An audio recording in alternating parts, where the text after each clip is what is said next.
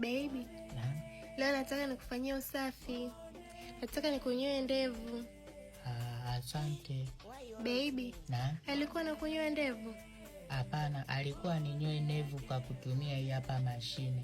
Alikuwa anachemsha maji, alafu yale maji ananimwagia usoni. Anaanza kuninyonyoa ndevu kama kuku.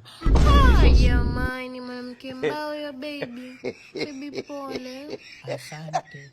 Alafu kuna siku nikawa naumwa, nilikaa hospitali siku 3 hakuja kuniona. Nikampigia simu nikasema, aise kweli nimeamini unipendi.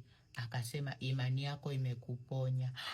Jamani, baby pole. Asante.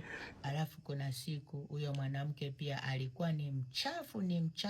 Nyumba yetu ilikuwa na nzi wengi, kwa hiyo alichokuwa anakifanya nikioga hanipakazi mafuta, alikuwa ananipakaza ulimbo, ananitumia mimi kama mtego.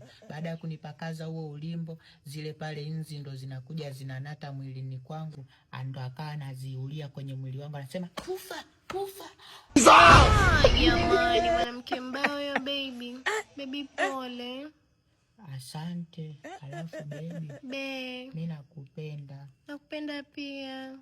Alafu baby, nilikuwa naomba tukipata mtoto wa kike, naomba tumpe jina la kiume, tuone nani atamdinya Joseph.